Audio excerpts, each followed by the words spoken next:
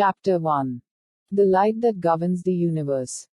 Languishing in a Nazi jail in June 1944, the theologian Dietrich Bonhoeffer wrote a remarkable letter to his friend Eberhard Bethge.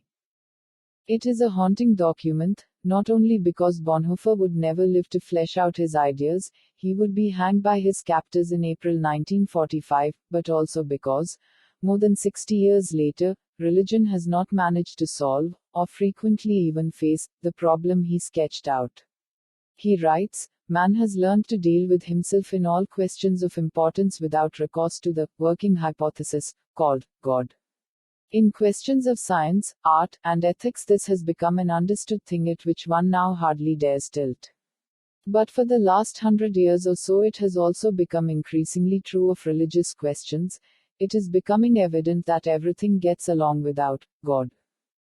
Humanity," Bonhoeffer goes on to say, "has come of age. We don't need the idea of God to explain the workings of the universe. We are increasingly able to understand these things without it." Bonhoeffer's remarks echo the famous anecdote about the scientist Pierre-Simon Laplace, who, at the turn of the 19th century, published a work containing calculations of planetary motions. Napoleon called him in for an interview. The emperor, who was fond of asking embarrassing questions, said, "Monsieur Laplace, they tell me you have written this large book on the system of the universe, and have never even mentioned its creator." Laplace replied, "I had no need of that hypothesis." Napoleon, greatly amused, told the story to the mathematician Joseph Louis Lagrange, who commented, "Ah, it is a beautiful hypothesis, it explains many things. 200 years later, we have, it would seem, still less need of that hypothesis than did Laplace.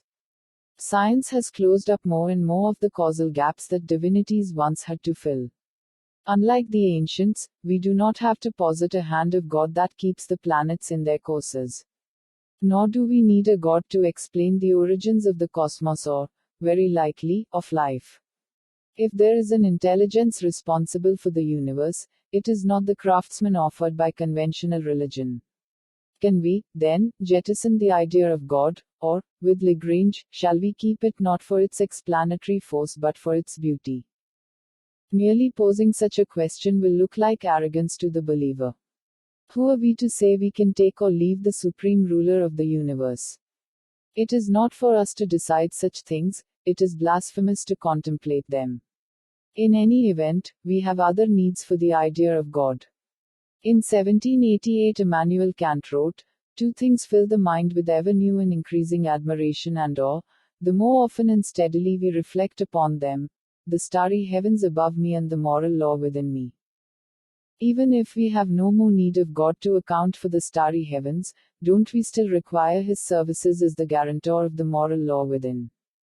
Not necessarily. An article in the British news magazine The Economist discusses how human beings differ from chimpanzees in their approach to fairness.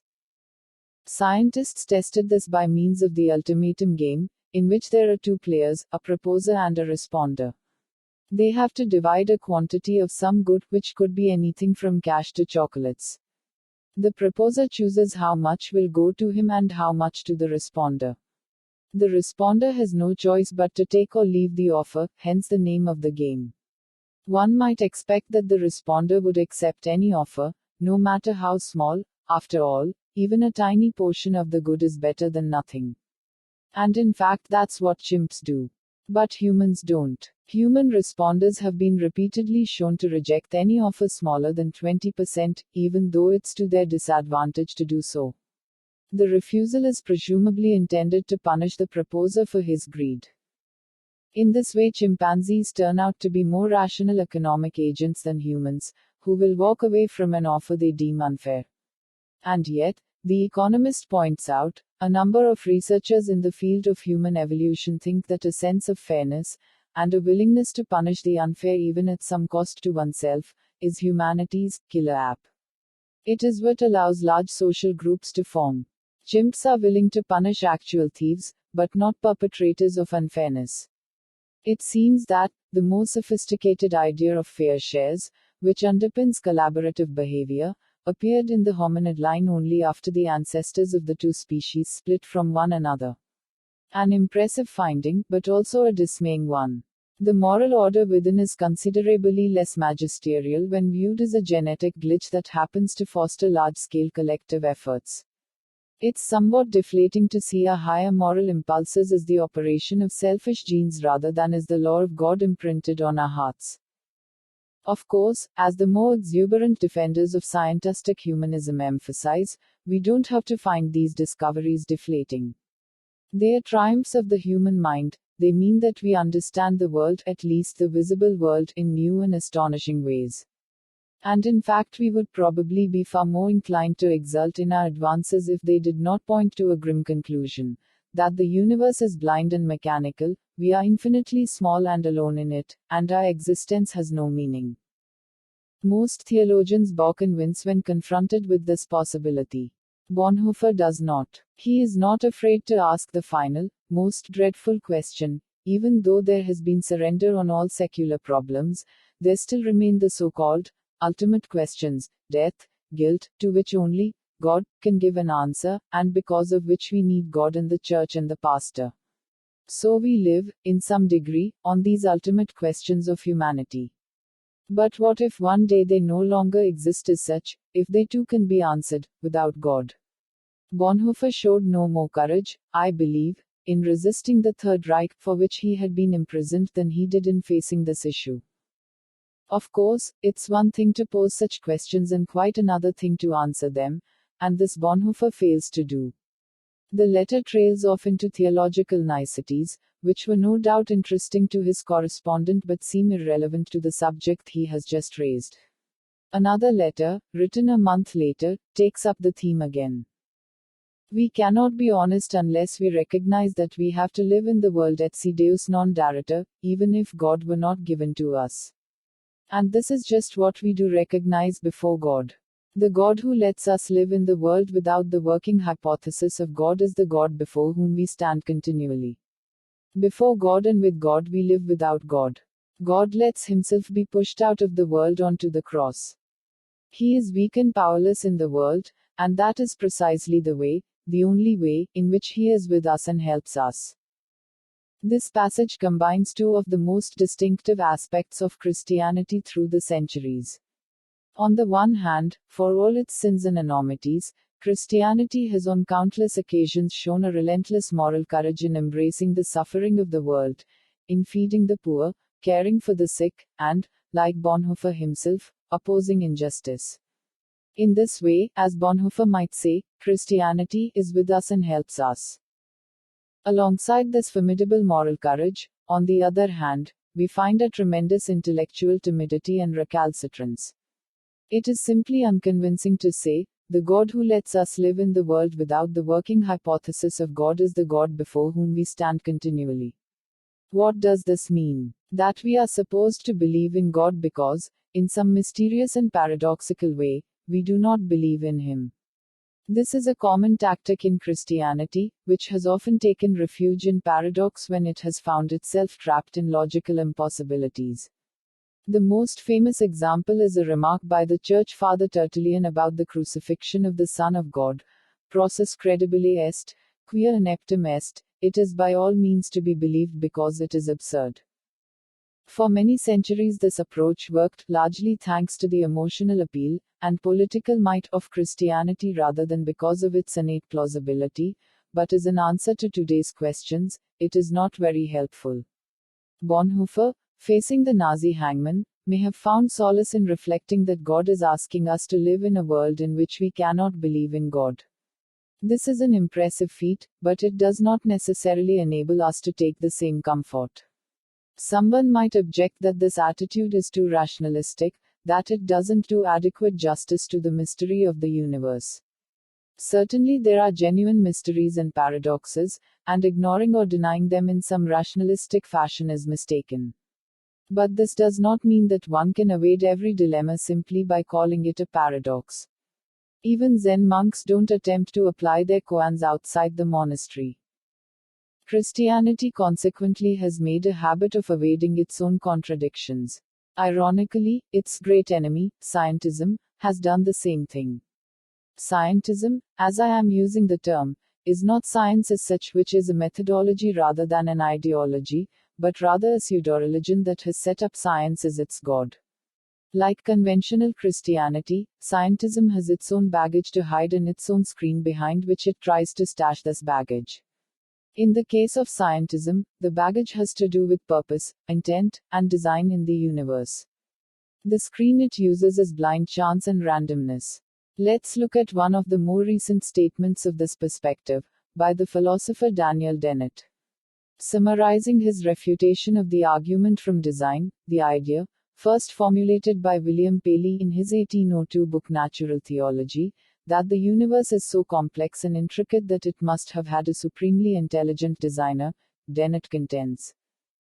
When we looked through Darwin's eyes at the actual processes of design of which we and all the wonder of nature are the products to date, we found that Paley was right to see these effects as the result of a lot of design work, but we found a non-miraculous account of it, a massively parallel, and prodigiously wasteful, process of mindless, algorithmic design trying, in which, however, the minimal increments of design have been thriftily husbanded, copied, and reused over billions of years. What is left behind is what the process, shuffling through eternity, mindlessly finds when it finds anything, a timeless the light that governs the universe, platonic possibility of order. That is, indeed, a thing of beauty, as mathematicians are forever exclaiming, but it is not itself something intelligent but, wonder of wonders, something intelligible. This is a fascinating passage. To say that the universe is not intelligent but intelligible has a certain rhetorical charm but glosses over one rather crucial question. Where did the intelligence come from that is able to perceive the universe at all? If it developed out of mindless matter, as materialists argue, we are not told why or how. This was the conundrum I encountered while studying philosophy of mind at Oxford. Things have not changed much in the past 30 years. Even cognitive scientists still confess themselves to be at a loss about this question. In an October 2007 issue of Scientific American, neuroscientists Christoph Koch and Susan Greenfield write, neuroscientists do not yet understand enough about the brain's inner workings to spell out exactly how consciousness arises from the chemical and electrical activity of neurons. What consciousness might be is one of the chief themes of this book, and I treat it in some detail. For now, let's turn back to the first paragraph of Dennett's quotation, in which he says both that the process of evolution is mindless and that it involves design. Let's grant Dennett's basic point. The old argument from design, the concept of a clockmaker god who fashioned the universe, is obsolete and unconvincing. This leaves us with an extremely strange dilemma, the concept of a design without a designer, or, if you prefer, an intent without anyone to intend it. And it is true that the idea of design hangs around scientism like a stray mongrel. Here is another passage from Dennett, in which he explains why we find sugar sweet. Our sweet tooth is not just an accident or a pointless bug in an otherwise excellent system. It was designed to do the work it does, and if we underestimate its resourcefulness, its resistance to perturbation and suppression, our efforts to cope with it are apt to be counterproductive. Materialist philosophers insist that, when they mention design, it's simply a manner of speaking, a metaphor and nothing else. Another evangelist of scientism, Rcichard Dawkins, takes the stack in his 1976 book The Selfish Gene. We must not think of genes as conscious, purposeful agents. Blind natural selection, however, makes them behave rather as if they were purposeful, and it has been convenient, as a shorthand, to refer to genes in the language of purpose. For example, when we say, genes are trying to increase their numbers in future gene pools, what we really mean is, those genes which behave in such a way as to increase their numbers in future gene pools tend to be the genes whose effects we see in the world. The idea of purpose is only a metaphor, but we have already seen what a fruitful metaphor it is in the case of genes. We have even used words like selfish and ruthless of genes, knowing full well that it is only a figure of speech. Of course, it's legitimate to use figures of speech, and they are bound to resemble what they model only to an imperfect degree. But what kind of theory is it that constantly uses certain metaphors as integral parts of its explanation while at the same time denying those same metaphors? Even to speak of behaving in such a way as to increase their numbers implies some purpose and intent in the behavior, if nothing else. In most of his book, Dawkins goes much further. The British philosopher Mary Midgley chides him for his habitual rhetoric in elevating the gene from its real position as a humble bit of goo within cells to a malign and powerful agent. Even if we can and must remove the clockmaker God from our explanations of the universe, it is not so easy to take away intelligence or design. The apostles of scientism insist over and over again that the forces of nature, natural selection, genes, algorithmic design trying, and so on, are mindless, but they can't even speak coherently about these things without using the concept of mind in some form. It's said that, to a man who has only a hammer, everything looks like a nail. By the same token, to a philosopher armed only with Occam's razor, every proposition looks like something to cut. Standard evolutionary theory wants to trim away the supposedly unnecessary hypothesis of intelligence in the origin of species, but it is then left holding only, in Dennett's words, a massively parallel, and prodigiously wasteful, process of mindless, algorithmic design trying to explain everything. This move may not be as simple and elegant as it might first appear. After all, cases commonly cited as proofs of the evolution of species by natural selection often don't involve the development of new species at all. Consider the celebrated case of the peppered moth in the industrial Midlands of 19th century England. Before the Industrial Revolution, these moths were light grey with dark grey speckles, a color that served as camouflage when the moths rested on the bark of trees. After industrial pollution turned many of these trunks black, the peppered moth adapted by changing color. Most of the moths were now dark grey with light grey speckles. No less an authority than the BBC website hands down the word from Cambridge professor Mike Majerus, The Rise and Fall of the Peppered Moth. Provides the proof of evolution. Does it? It does prove adaptation by natural selection, but it doesn't prove that such adaptation produces new species. After all, both light and dark grey moths remain part of the same species, Biston Betularia. So much for the elegance and economy of evolutionary theory. As Mary Midgley writes, false economy is very common among people who rely too readily on it. As we are seeing, extravagance is not eliminated merely by becoming anti-religious, and thoughts which are designed to be sternly reductive often compensate by strange, illicit expansions elsewhere. In fact, when we encounter a specially harsh reduction, officially launched in the name of parsimony, our first question should be, and what are these savings being used to pay for? Here, then, is the strange impasse we face at the beginning of the 21st century, theologians who cannot quite believe in God, and militant materialists who cannot quite do without intelligence, design, or purpose. There have been many attempts at finding a middle ground. One of the best known of these can be found in the work of John Shelby Spong, a retired Episcopal bishop who has published several books calling on Christianity to update its Shop One worldview. Indeed, Spong equates his own program with Bonhoeffer's religionless Christianity. In his book A New Christianity for a New World, Spong writes, could we not begin to envision a transcendence that enters our life but also calls us beyond the limits of our humanity, not toward an external being but toward the ground of all being including our own, a transcendence that calls to a new humanity? Is there not a new maturity that can be claimed by human life when we cease the search for a supernatural being who will parent us, take care of us, watch over and protect us? Is there not a new human dignity that can be found in the rejection of those groveling patterns of our past through which we attempted to please the theistic deity in the early years of evolutionary history? In place of that groveling, are we not now able to open ourselves in new ways to discover the ground of being that is met and known in the self that is emerging as expanded consciousness? Finally, it would appear, someone is striking a balance between reactionary atheism and naive theism. To speak of a ground of all being instead of a petulant personal deity would seem to be not only more rational but more profoundly experiential than the stale Christianity of sermons and liturgies.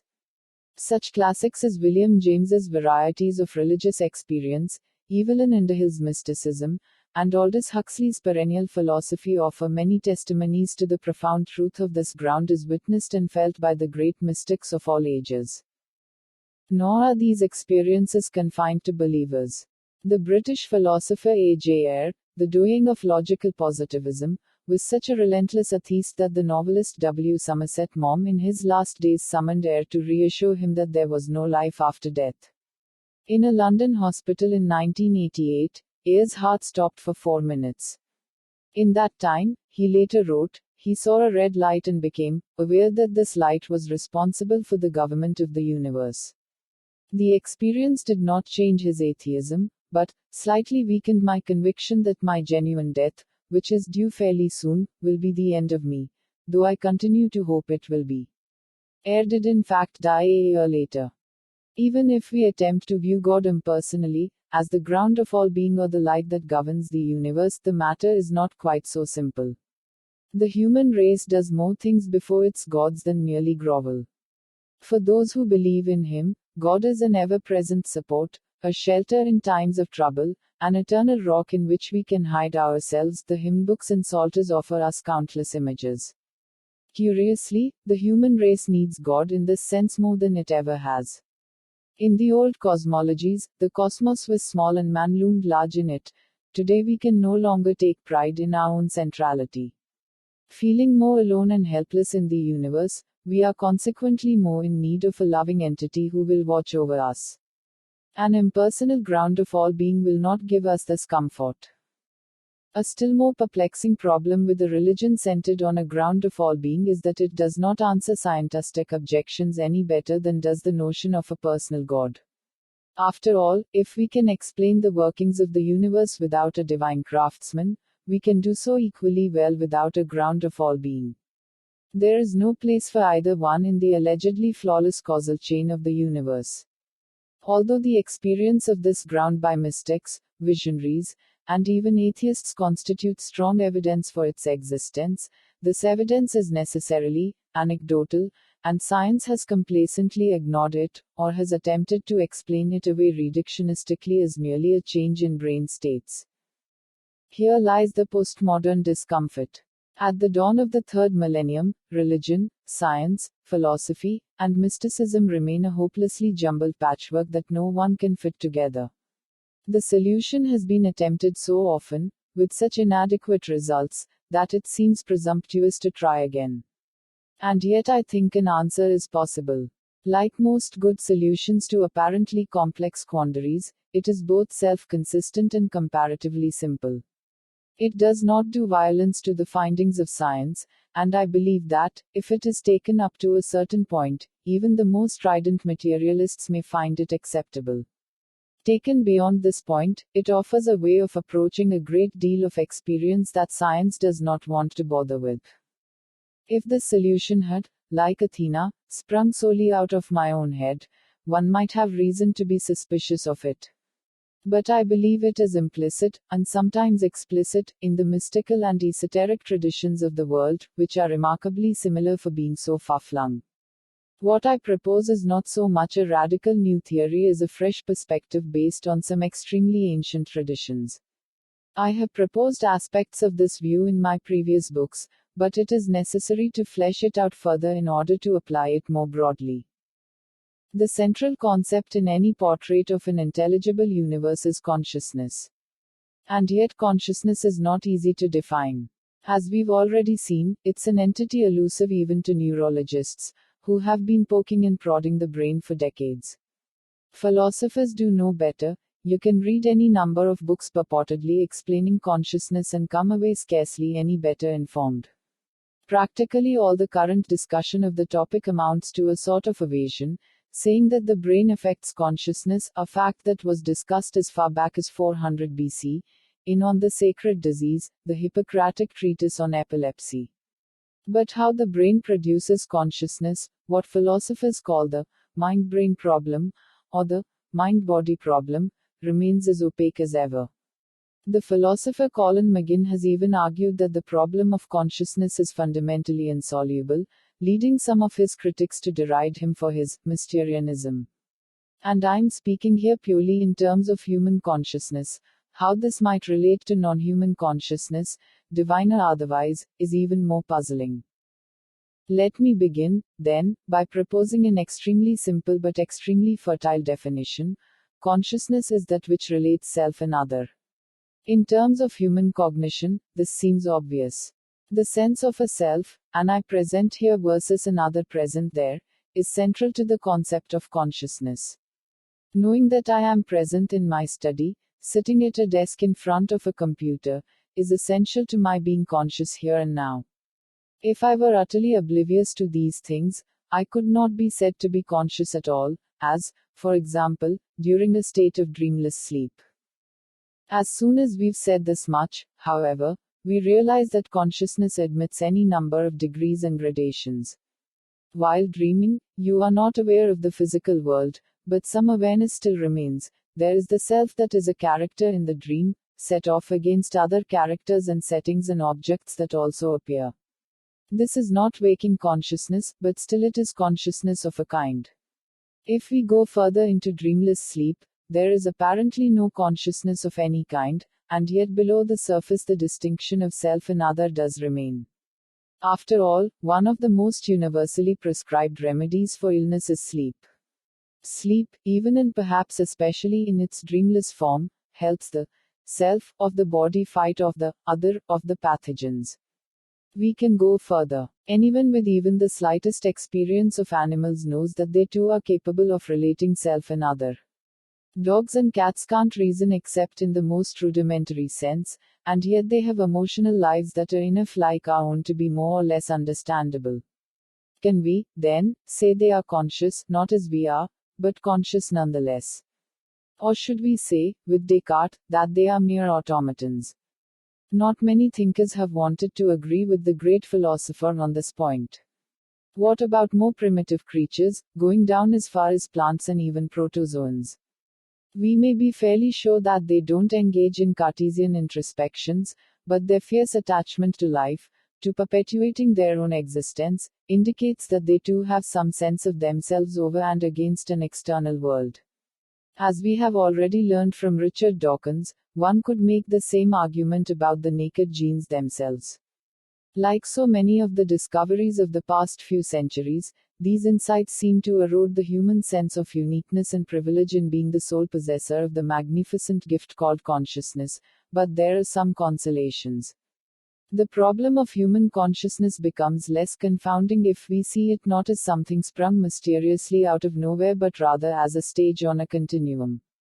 Moreover, if it is taken to heart, this outlook may even help mitigate the feeling of isolation and separation that is the unhappy side effect of our arrogant sense of uniqueness.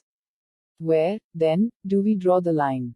At inanimate things. That apparently inanimate objects contain a rudimentary form of consciousness has long been known to the philosophy of India. The British scholar Sir John Woodroffe explains its views. The manifestation of consciousness is more or less limited as ascent is made from the mineral to man. In the mineral world, consciousness manifests as the lowest form of sentiency evidenced by reflex response to stimuli, and that physical consciousness which is called in the West atomic memory. The sentiency of plants is more developed, though it is a dormant consciousness. This is further manifested in those microorganisms which are intermediate stages between the vegetable and animal worlds, and have a psychic life of their own. In the animal world, consciousness becomes more centralized and complex, reaching its fullest development in man, who possesses all the psychic functions such as cognition, perception, feeling and will.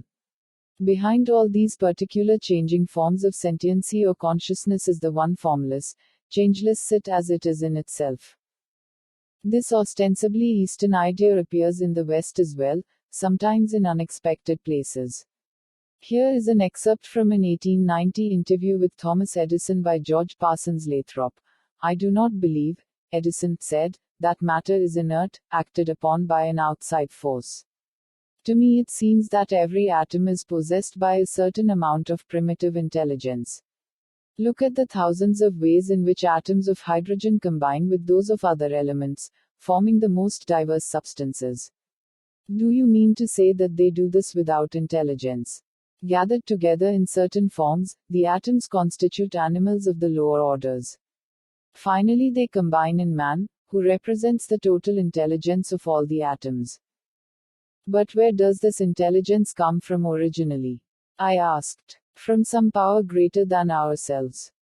Restating the point, we could say that a hydrogen atom knows how to recognize an oxygen atom and, under certain circumstances, how to combine with it to form water. It can, in a manner of speaking, perceive something outside of it and relate to it. It is, in a rudimentary sense, conscious. If an atom could not take a stance in the physical world and draw some kind of line between itself and what is not itself, it could not exist. Perhaps this is the secret of those tenuous submolecular particles about which today's physics speculates so imaginatively. They seem to flash in and out of existence, or, in certain instances, not to exist at all unless they are observed. It is as if their sense of themselves is so frail and ambiguous that it takes an external perceiver to bring them into being, much as the 18th century Anglo-Irish bishop and philosopher George Berkeley claimed that the universe would vanish if God were not there to perceive it. I must digress here to say one thing. Many current thinkers who have grappled with the subject of consciousness have invoked the findings of 20th century physics as some kind of proof of their ideas.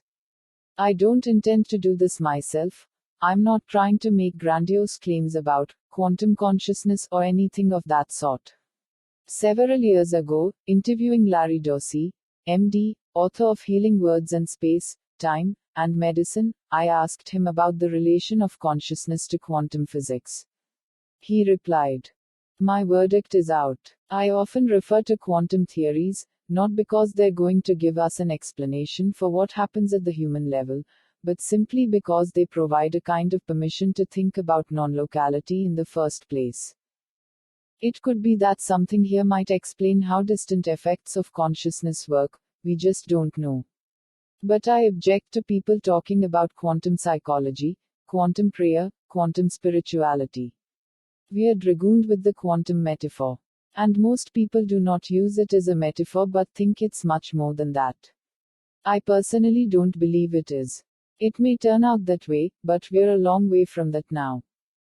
Similarly, the parapsychologist Lawrence Lashen writes, "We can decide that, since the science of quantum mechanics is so full of mysterious concepts, the explanation of psychic phenomena must lie there. Thus there is really no problem. Everything about psi has already been explained by quantum science, or will be very soon. 40 years ago, I was one of the people who started the idea that psi could be explained in terms of quantum mechanics or relativity theory. I now believe that we were wrong, and I regret my part in it.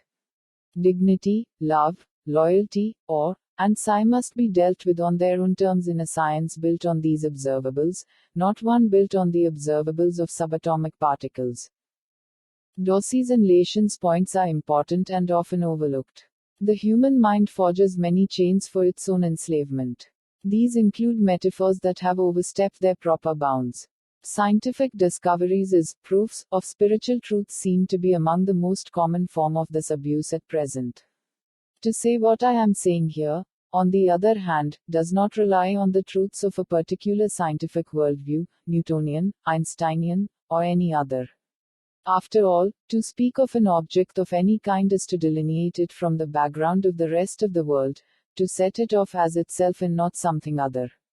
And if things are to exist objectively and not merely as subjective impressions in one's head, they must stake out their own place in relation to the universe. That is, they must take a stance as self as opposed to the other that constitutes the rest of reality. So they are endowed with consciousness, however unlike our own it may be. If we grant all this, we are left asking precisely what the relation is between self and other, between consciousness and experience, between I and the world. This is the most subtle and profound question that we can pose, because to go beyond this point renders us unable to say anything at all. To explore this issue, we might best start off not with science or philosophy but with myth. And one of the most powerful myths to address this relationship between consciousness and experience is the strange and haunting tale, well known in India, obscure in the West, of the game of dice that the god Shiva plays with his consort, Parvati.